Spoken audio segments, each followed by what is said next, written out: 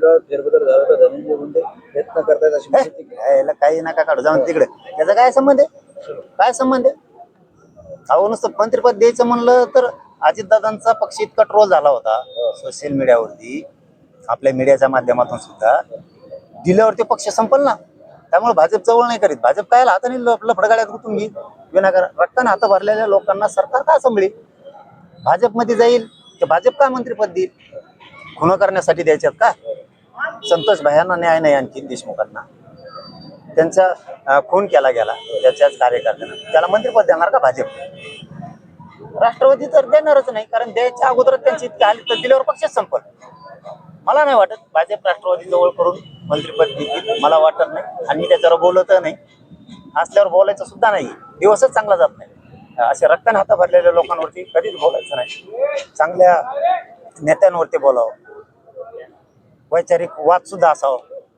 तेव्हा जर आता घातपाताच्या सुपाऱ्या देऊन आमचेच लोक पुन्हा स्टँड केलेत त्यांनी, आम्हाला कळत नाही काय? आम्ही पूर्ण माहिती घेतोय ना. तसं काय नाही, तू काळजी करू नका म्हणा. आम्ही आणखीन तरी त्या धन्याने माया नादी लागून आणखीन तरी आमचे लोक घातपात करून पुन्हा उचकून देऊ नये तिने, आणखीन तरी नादी लागून तो एवढे मॅटर यायला लागलेत माझ्याकडं की भयानक. मी आणखीन हात घातला नाही. सावध होय. तो लाभार्थी टोळी माझ्या विरोधात तू कशी लावली हे मला चांगलं माहिती. तू बदनाम करायला लागला मला, हे पण मला चांगलं माहिती. तू माझेच लोक माझ्याच विरोधात उचकायला लागला, त्यांना अंधारातून तो लाभार्थी टोळी, धन्याची लाभार्थी टोळी अंधारातून त्याला सपोर्ट करते, हेही आम्हाला माहिती. तुझे इतके मॅटर आलेत, तुला त्यातलं एकच सांगतो. मी आणखी हात नाही घातला. आज सकाळी रंजना नागपूरकर नावाची महिला नागपूरची माझ्याकडे आली होती. आज सकाळचा विषय सांगतो, म्हणून तू सावध होय.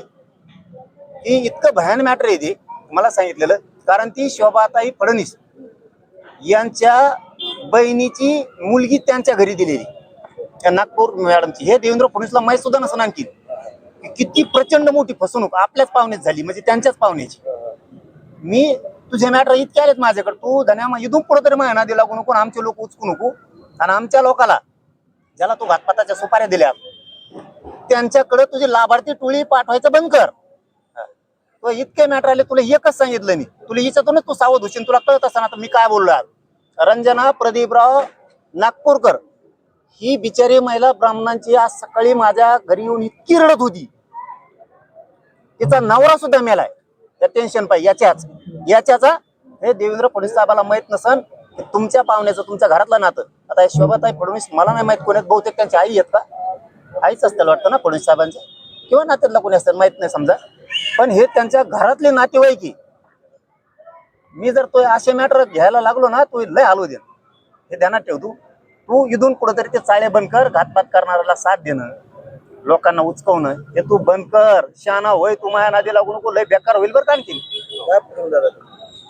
मी सांगाल ना वेळ आल्यावर. मग मी फक्त त्याला संदेश दिलाय की तुझे मॅटर सुद्धा माझ्याकडे यायला लागले. तू आमच्याच लोकांना घातपाताच्या सुपाऱ्या द्यायला लागला आणि ते गप बसले होते, तरी तो ह्या टोळीनं तू कसं उचकायला लावलंय त्याला पुन्हा, हे ध्यानात ठेव. माझे काहीच मॅटर नाही आहेत. मी जर केलेल्या प्रत्येक आरोपावर जर फौजदारी खटले दाखल केले ना, तर माझ्या विरोधात बोलणाऱ्याला त्यांना लाईफच भोगावं लागणार आहे जेलमध्ये.